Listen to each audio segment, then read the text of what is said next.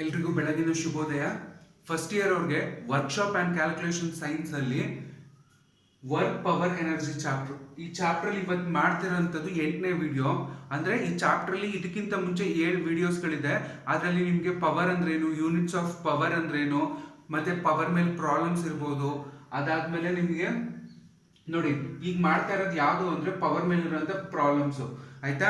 ಈ ಪ್ರಾಬ್ಲಮ್ಸ್ ಅರ್ಥ ಆಗಬೇಕು ಅಂದರೆ ನಿಮಗೆ ಪವರ್ ಅಂದ್ರೇನು, ಪವರ್ದು ಯೂನಿಟ್ ಏನು, ಇದನ್ನ ತಿಳ್ಕೊಬೇಕು.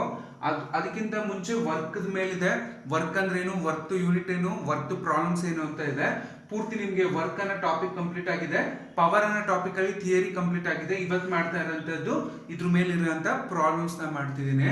ನೋಡಿ, ನಮ್ಗೆಲ್ರಿಗೂ ಗೊತ್ತು ಏನು ಗೊತ್ತು ಅಂದ್ರೆ ಪವರ್ಗೆ ಯೂನಿಟ್ ಯಾವಾಗಲೂ ತಿಳ್ಕೊಳ್ಳಿ. ಪವರ್ದು ಯೂನಿಟ್ ಏನು ಅದು ಇಂಪಾರ್ಟೆಂಟ್ ಆಗಿರುತ್ತೆ. ಏನಕ್ಕೆ ಪವರ್ ಅಂದ ತಕ್ಷಣ ನಮ್ಗೆ ನೋಡಿ, ಇಲ್ಲಿ ಪವರ್ ಅಂದ ತಕ್ಷಣ ನಮ್ಗೆ ಅದು ಎಚ್ ಪಿ. ಯಾವಾಗಲೂ ಅಷ್ಟೇ, ಯಾವುದೇ ಪವರ್ ಆದ್ರೂ ನಾವು ಅದನ್ನ ಎಚ್ ಪಿಲಿ ನೊಟೇಷನ್ ಮಾಡ್ತೀವಿ, ಎಚ್ ಪಿಲಿ ಹೇಳ್ತೀವಿ, ಅಥವಾ ಒಂದು ಎಚ್ ಪಿ ಅಥವಾ ವ್ಯಾಟ್ ಅಲ್ಲಿ ನಾವು ಇದನ್ನ ಪವರ್ನ ಡಿಫೈನ್ ಮಾಡ್ಕೊಂಡು ಹೋಗ್ತೀವಿ. ನೋಡಿ, ಇಲ್ಲಿ ನಾವು ತುಂಬಾ ಇಂಪಾರ್ಟೆಂಟ್ ಆಗಿ ತಿಳ್ಕೊಬೇಕಾಗಿರೋದು ಏನು ಅಂದ್ರೆ ಪವರ್ನ ವ್ಯಾಟ್ ಅಥವಾ ಎಚ್ ಪಿಲಿ ಏನ್ ಮಾಡ್ತೀವಿ, ಯೂನಿಟ್ ನ ಬರಿತೀವಿ. ಆಯ್ತಾ?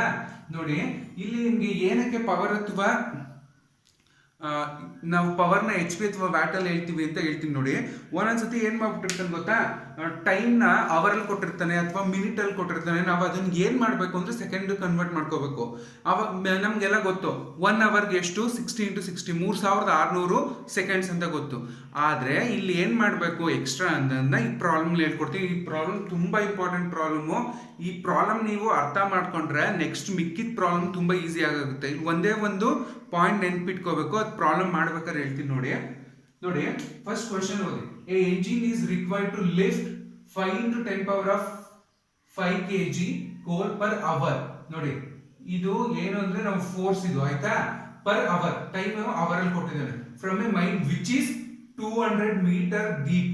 ಅಂದ್ರೆ ಒಂದು ಗಣಿಗಾರಿಕೆಯಲ್ಲಿ ಏನ್ ಮಾಡ್ತಾರೆ ಗೊತ್ತಾ, ಕಲ್ಲಿದ್ಲು ಗಣಿಗಾರಿಕೆ, ಕೋಲ್ ಅಂದ್ರೆ ಕಲ್ಲಿದ್ಲು. ಅಲ್ಲಿ ಏನ್ ಮಾಡ್ತಾವ್ರೆ ಅಂದ್ರೆ ಭೂಮಿ ಒಳಗಿಂದ 200 ಮೀಟರ್ ಆಳಕ್ಕೆ ಹೋಗ್ತಿದಾರೆ. ಅಲ್ಲಿ ಹೋಗಿ ಏನ್ ಮಾಡ್ತಾ ಇದಾರೆ, 5 × 10⁵ ಅಂದ್ರೆ ಅಷ್ಟು ಕೆಜಿ ಎಷ್ಟು. ನೋಡಿ, 5 × 10⁵ ಅಂದ್ರೆ ಎಷ್ಟಾಯ್ತು,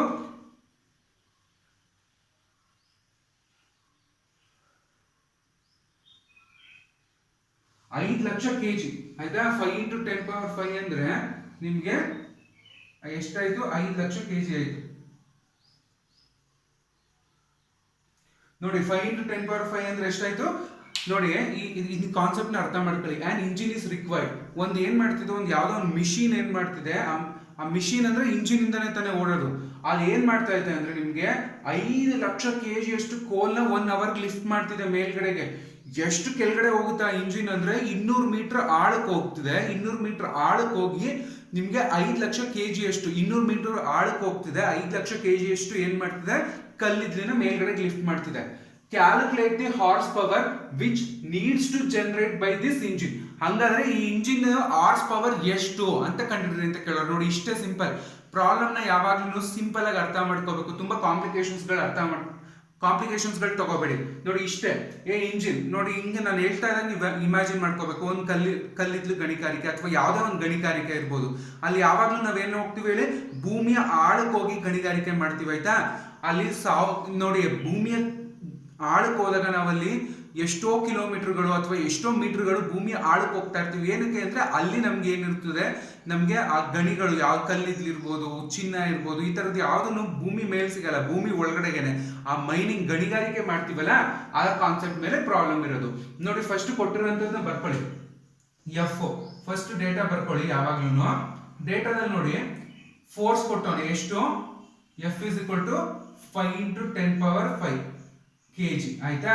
ನೆಕ್ಸ್ಟ್ ಟೈಮ್ ಸೆಕೆಂಡ್, ಟೈಮ್ ಎಷ್ಟು ಕೊಟ್ಟಿದ್ದಾನೆ, ಟಿ ಅವರ್ ಕೊಟ್ಟವ್ರೆ. ಎಷ್ಟು ಕೊಟ್ಟಿದ್ದಾರೆ, 1. ಆ್ಯಂಡ್ ಅವರ್ ಅಂದ್ರೆ ಪರ್ ಅವರ್ ಅಂದ್ರೆ ಅವರ್ ಅಂತ 1 ಅವರ್ ಅಂತ ಕೊಟ್ಟಿದ್ದಾನೆ. ಆಯ್ತಾ? ಪರ್ ಅವರ್ ಅಂದ್ರೆ 1 ಅವರ್ ಅಂತ. ಅದಾದ್ಮೇಲೆ ಡಿಸ್ಟೆನ್ಸ್ ಎಸ್ ಎಷ್ಟು ಕೊಟ್ಟವ್ರೆ, 200 ಮೀಟರ್. ನೋಡಿ, ಇದು ಫೋರ್ಸು, ಇದು ಟೈಮು, ಇದು ಡಿಸ್ಟೆನ್ಸ್. ನೋಡಿ, ನಿಮ್ಗೆ ಒಂದು ಫಾರ್ಮುಲಾ ಬರ್ಸಿದ್ದೀನಿ ನಾನು. Power is equal to F into S divided by T. ಅಂದ್ರೆ force distance divided by time. ನೋಡಿ ಅವನು ಎಚ್ ಪಿ ಕಂಡು ಎಚ್ ಪಿ ಅಂದ್ರೂ ಅಷ್ಟೇ ಪವರ್, ಅದು ಹಾರ್ಸ್ ಪವರ್ ಅಲ್ವಾ. H P is equal to F into S into T. ನೋಡಿ F ಎಷ್ಟಿದೆ 5 ಇಂಟು 10 ಪವರ್ 5. ಓಕೆನಾ. ನೋಡಿ ಇಲ್ಲಿ ಕೆಜಿ ಐತೆ. ನೆಕ್ಸ್ಟ್ ಎಸ್ ಐ ಎಷ್ಟೈತೆ 200 ಮೀಟರ್. ಅಂದ್ರೆ ಇಲ್ಲಿ ನೋಡಿ ಕೆಜಿ ಮೀಟರ್ ಅಲ್ಲಿ ಐತೆ ಮೇಲ್ಗಡೆದು, ಕೆಳಗಡೆ ಅವರ್ ಅಲ್ಲಿ ಐತಲ್ವಾ. ಇಲ್ಲಿ ನಾವು ಸೆಕೆಂಡ್ ಕನ್ವರ್ಟ್ ಮಾಡಕ್ ಆಗಲ್ಲ. ಏನಕ್ಕೆ ಡೈರೆಕ್ಟ್ ಆಗಿ ಏನಕ್ಕೆ ಮಾಡಕ್ ಆಗಲ್ಲ ಅಂದ್ರೆ ನೋಡಿ ಇಲ್ಲಿ ಒಂದು ಇಂಪಾರ್ಟೆಂಟ್ ಪಾಯಿಂಟ್ ಬರೀತೀನಿ. 1 HP is equal to 75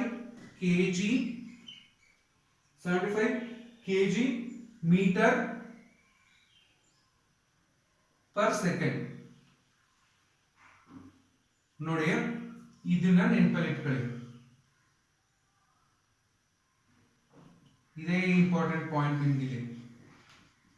important ಏನಕ್ಕೆ ಇಂಪಾರ್ಟೆಂಟ್ ಅಂದ್ರೆ ನೋಡಿ ಯಾವಾಗಲೂ ತಿಳ್ಕೊಳ್ಳಿ, ಅವನ ಅಕಸ್ಮಾತ್ ಅವರಲ್ಲಿ ಕೇಳಿದಾಗ ಇದನ್ನ ಕಂಪಲ್ಸರಿಯಾಗಿ ಬರೀಲೇಬೇಕು. 75 kg ಮೀಟರ್ ಪರ್ ಸೆಕೆಂಡ್ ಅಂದ್ರೆ ಇಲ್ಲಿ ನೋಡಿ 75 ಇಲ್ಲಿ ನಮ್ಗೆ ಸೆಕೆಂಡ್ ಅಲ್ಲಿ ಐತೆ, ನಮ್ಗೆ ಇಲ್ಲಿ ಟೈಮ್ ಐತೆ ಕೊಟ್ಟವನೆ, ಅವರಲ್ಲಿ ಕೊಟ್ಟವನೆ. ಸೊ 75 ಇಂಟು 1 ಅವರ್ಗೆ ಎಷ್ಟು, ಇಲ್ಲಿ ನೋಡಿ ಇಲ್ಲಿ ಬರೀತೀನಿ. 1 ಅವರ್ಗೆ ಎಷ್ಟು ಸೆಕೆಂಡ್ ಇರುತ್ತೆ 60 ಇಂಟು 60 ಅಂದ್ರೆ 3600 ಸೆಕೆಂಡ್. ಓಕೆನಾ. ನೋಡಿ 75 ಇಂಟು 3600 ಇಷ್ಟನ್ನ ನೀವು ಮಾಡ್ಕೋಬೇಕು. ಇಷ್ಟನ್ನ ಮಾಡ್ಕೊಂಡದು ಏನಕ್ಕೆ ಇಂಪಾರ್ಟೆಂಟ್ ತುಂಬಾ ಅಂದ್ರೆ ನೋಡಿ ಇಷ್ಟು ನಿಮ್ಗೆ ಪಕ್ಕಾ ಗೊತ್ತಾದಾಗ ನಿಮ್ಗೆ ಈಸಿಯಾಗಿ ಏನ್ ಮಾಡ್ತೀರಾ ಪ್ರಾಬ್ಲಮ್ಸ್ ನ ಮಾಡ್ಕೊಂಡು ಹೋಗ್ತೀರಾ. ನೋಡಿ ಇದನ್ನ ಇಲ್ಲಿ ನೋಡಿ ಇದನ್ನ ಇನ್ನ ಒಂದು ಸ್ಟೆಪ್ ಬರೀತೀನಿ, ನಿಮ್ಗೆ ಈಸಿಯಾಗಿ ಕ್ಯಾನ್ಸಲ್ ಆಗಂಗೆ. 5 ಇಂಟು ನೋಡಿ 5 ಸೊನ್ನೆಗಳು ಬರ್ಕೋಬೇಕು. ನೋಡಿ 10 ಪವರ್ ನೋಡಿ 10 ಪವರ್ 5 ಅಂದ್ರೆ 5 ಸೊನ್ನೆ ಬರ್ಕತ್ತೀರ ಅಲ್ವಾ, ಆಯ್ತಾ. ಇಂಟು 200 ನೋಡಿ ಇಲ್ಲಿ 75 ಇಂಟು 3600. ಇಲ್ಲಿ ನೋಡಿ ಈಗ 3600 ಏನೈತೆ ಇಲ್ಲಿ ನೋಡಿ ಈ ಝೀರೋಗಳು ನಿಮ್ಗೆ ಏನಾಗೋಗುತ್ತೆ, ಇದೆರಡು ಝೀರೋ ಕ್ಯಾನ್ಸಲ್ ಆಗೋಯ್ತು. ಸರಿನಾ. ಅದಾದ್ಮೇಲೆ ನೀವು ಕ್ಯಾಲ್ಕುಲೇಟ್ ಪೂರ್ತಿ ಮಾಡಿದಾಗ ಇದು ಎಷ್ಟು ವ್ಯಾಲ್ಯೂ ಬರುತ್ತೆ ಅಂತ ನಾನು ನಿಮ್ಗೆ ಸಿಂಪ್ಲಿಫಿಕೇಶನ್ಗೋಸ್ಕರ ಇದು ಮಾಡಿದೆ. ನೋಡಿ 5 ಇಂಟು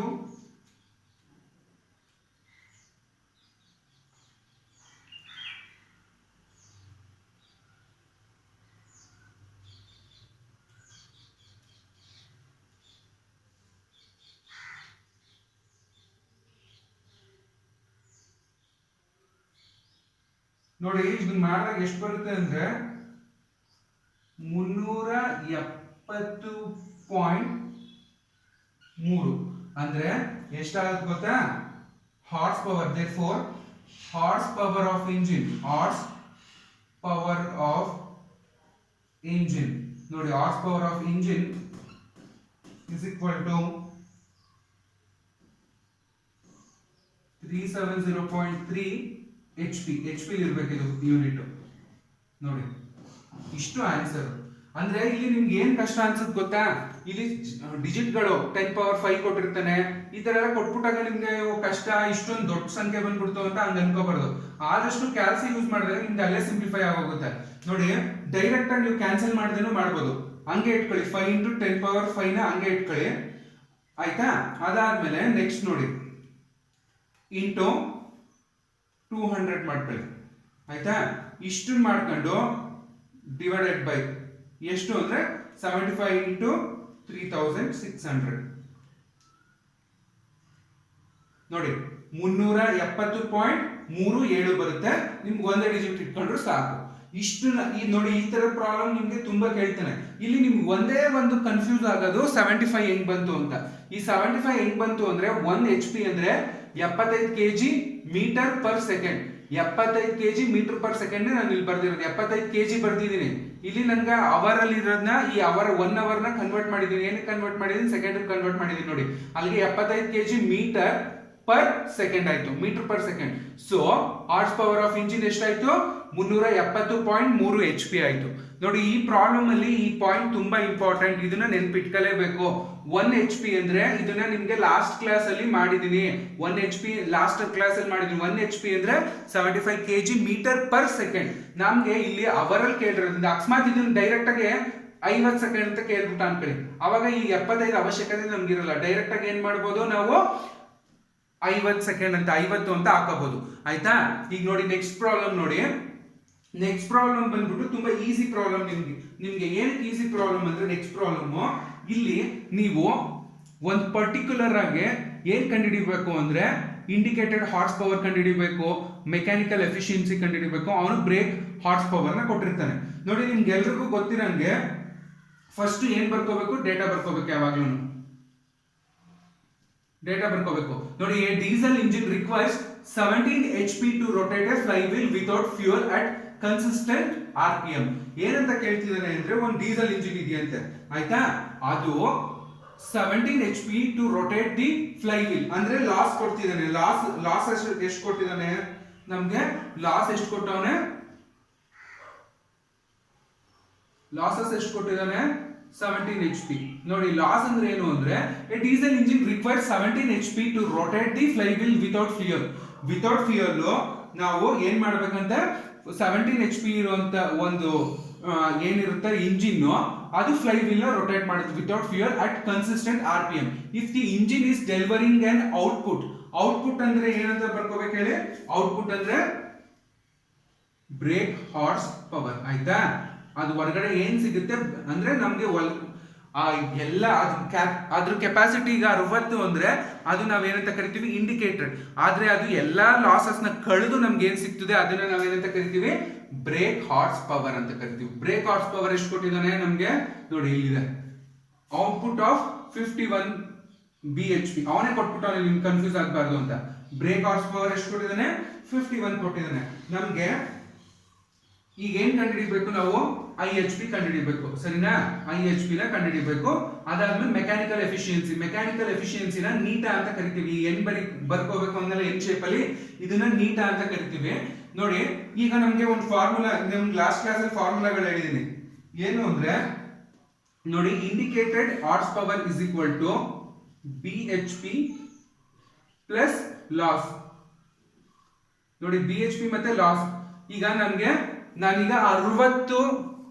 60 HP ಎಷ್ಟು ಪವರ್ ನ ಪ್ರೊಡ್ಯೂಸ್ ಮಾಡೋ ಕೆಪಾಸಿಟಿ ಇಂಜಿನ್ ಗಿದೆ, ಆ ಮಿಷಿನ್ ಗಿದೆ. ಆದ್ರೆ ಅಲ್ಲಿ ಫ್ರಿಕ್ಷನ್ ಇರೋದ್ರಿಂದ ಲಾಸ್ ಆಗಿ ನನ್ಗೆ ಏನ್ ಸಿಗ್ತಿದೆ? ಬರೀ ಬ್ರೇಕ್ ಪವರ್ ಸಿಗ್ತಿದೆ. ಹಾಗಾದ್ರೆ ಅವ್ನು ಕೇಳಿರೋದೇನು ಅಂದ್ರೆ ಇಂಡಿಕೇಟೆಡ್ ಹಾರ್ಸ್ ಪವರ್ ನ ಕಂಡುಹಿಡಿರಿ. ಇಂಡಿಕೇಟೆಡ್ ಹಾರ್ಸ್ ಪವರ್ ನ ಕಂಡುಹಿಡಿಬೇಕು ಅಂದಾಗ ಇಂಡಿಕೇಟೆಡ್ ಅಂದ್ರೆ ಏನು?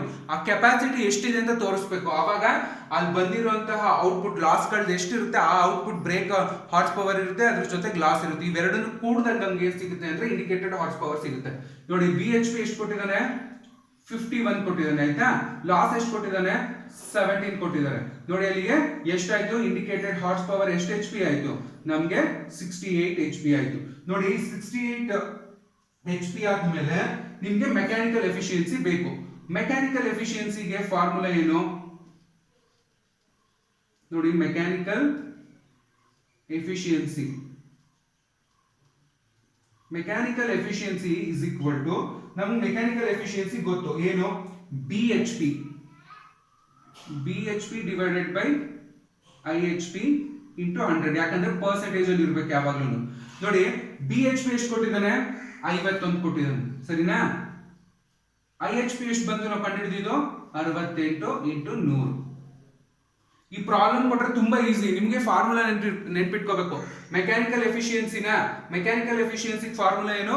BHP brake horse power divided by IHP ಅಂದ್ರೆ ಇಂಡಿಕೇಟೆಡ್ ಹಾರ್ಸ್ ಪವರ್. ಪರ್ಸೆಂಟೇಜ್ ಅಲ್ಲಿ ಇರಬೇಕು ಯಾವಾಗಲೂ efficiency, in terms of percentage ಅಂದ್ರೆ ಶೇಕಡಾವಾರಲ್ಲಿ ಇರಬೇಕು, ಇಂಟು 100 ಮಾಡಬೇಕು. ನೋಡಿ ಈಗ 51 ಡಿವೈಡೆಡ್ ಬೈ 68 ಎಷ್ಟಾಯ್ತು ಅಂದ್ರೆ ಇದು 0.75 ಇಂಟು 100 ಮಾಡಿ, ಇಂಟು 100 ಮಾಡ್ಕೋಬೇಕು. ಯಾಕಂದ್ರೆ ಪರ್ಸೆಂಟೇಜ್ ಮಾಡ್ಬೇಕಲ್ವಾ? ಅಲ್ಲಿಗೆ ನಿಮ್ಗೆ 75% ಆಯ್ತು. ಎಷ್ಟಾಯ್ತು ಆನ್ಸರ್? 75% ಆಯ್ತು. ನೋಡಿ ಈ ತರದ್ದು ನಿಮ್ಗೆ ತುಂಬಾ ಇಂಪಾರ್ಟೆಂಟ್ ಫಾರ್ಮುಲಾ. ಇದು ಬೇಗ ಈಸಿ ಸ್ಟೆಪ್ ಅಲ್ಲಿ ಬಂದ್ಬಿಡ್ತದೆ, ನಿಮ್ಗೆ ಏನ್ ತುಂಬಾ ಕಾಂಪ್ಲಿಕೇಶನ್ಸ್ ಇರಲ್ಲ. ಜಸ್ಟ್ ಫಾರ್ಮುಲಾ ನೆನ್ಪಿಟ್ಕೋಬೇಕು, ಡೈರೆಕ್ಟ್ ವ್ಯಾಲ್ಯೂಗಳು ಕೊಟ್ಟಿರ್ತಾನೆ, ಡೈರೆಕ್ಟ್ ಆಗಿ ಸಬ್ಸ್ಟಿಟ್ಯೂಟ್ ಮಾಡ್ಕೋಬೇಕು. ಇಲ್ಲಿ ನೋಡಿ ಈ ಕೇಸ್ ಅಲ್ಲಿ ನಿಮ್ಗೆ ಸೆಕೆಂಡ್ಸ್ ಅಲ್ಲಿ ಕೊಟ್ಬಿಟ್ರೆ ಇದು ಅಷ್ಟೇ ಡೈರೆಕ್ಟ್ ಫಾರ್ಮುಲಾ, ಡೈರೆಕ್ಟ್ ಆಗಿ ಇಲ್ಲಿ ಸೆಕೆಂಡ್ ಎಷ್ಟು ಕೊಟ್ಟಿರ್ತಾನೆ ಅಷ್ಟು ಹಾಕೋಬೇಕು. ಅದೇ ಅವನು ಅವರ್ ಅಲ್ಲಿ ಕೊಟ್ಬಿಟ್ಟಾಗ ಈ 75 ಅನ್ನೋದೇ ಮರಿಬಾರ್ದು. ನೀವು ಬರೀ ಅವರ್ ಅಂದ್ಬಿಟ್ಟು 3600 ಸೆಕೆಂಡ್, 1 ಅವರ್ಗೆ 3600 ಸೆಕೆಂಡ್ ಅಂತ ಹಾಕೊಂಡು ಮಾಡಬಾರ್ದು. ಇಲ್ಲಿ K G per second, K G metre per second ಅಲ್ಲೇ ಇರಬೇಕು ನೋಡಿ. ಅದಕ್ಕೇನೆ ಈ ಪಾಯಿಂಟ್ ತುಂಬಾ ಇಂಪಾರ್ಟೆಂಟ್. ಎಕ್ಸಾಮ್ ಅಲ್ಲೇ ಡೈರೆಕ್ಟ್ ಆಗಿ ಕೇಳ್ಬೋದು, 1 HP ಅಂದ್ರೆ ಎಷ್ಟು ಅಂದ್ರೆ 75 kg ಮೀಟರ್ ಪರ್ ಸೆಕೆಂಡ್ ಅಂತ ಕೇಳ್ಬೋದು ನೋಡಿ. ಈ ಎರಡು ಪ್ರಾಬ್ಲಮ್, ಬೇಸಿಕ್ ಪ್ರಾಬ್ಲಮ್ ನಿಮಗೆ ಎಕ್ಸಾಮ್ ಅಲ್ಲಿ ಈ ತರ ಕೇಳಿದ್ರೆ ತುಂಬಾ ಸಿಂಪಲ್ ಆಗಿ ಕೇಳ್ತಾನೆ. ಯಾಕಂದ್ರೆ ನಿಮ್ಗೆ ಕನ್ವರ್ಷನ್ ಗಳಿಗೆ ಸ್ವಲ್ಪ ಲೆಂತಿ ಆಗುತ್ತೆ ಅಂದ್ಬಿಟ್ಟು ಡೈರೆಕ್ಟ್ ಸೆಕೆಂಡ್ ಕೊಟ್ಟು ಕೇಳೋ ಚಾನ್ಸಸ್ ಜಾಸ್ತಿ ಇರುತ್ತೆ. ಅದ್ ಬಿಟ್ಕೊಂಡ್ರೆ ಈ ತರ ಸಿಂಪಲ್ ಆಗಿ ಅವನೇ ಕೊಟ್ಟಿರ್ತಾನೆ, ಅವ್ನು ಕನ್ಫ್ಯೂಸ್ ಆಗ್ಲೇಬಾರ್ದು. ನೀವು ಅಂದ್ಬಿಟ್ಟು ಡೈರೆಕ್ಟ್ ಆಗಿ 51 BHP ಅಂತ ಕೊಟ್ಟು ಅವ್ನು ಕೆಲವ್ರು ಈಗ ನಿಮ್ಗೆಲ್ಲ ಇನ್ ಡೀಟೇಲ್ ಆಗಿ ಗೊತ್ತಿರಲ್ಲ ಎಷ್ಟೊಂದು ಜನಕ್ಕೆ.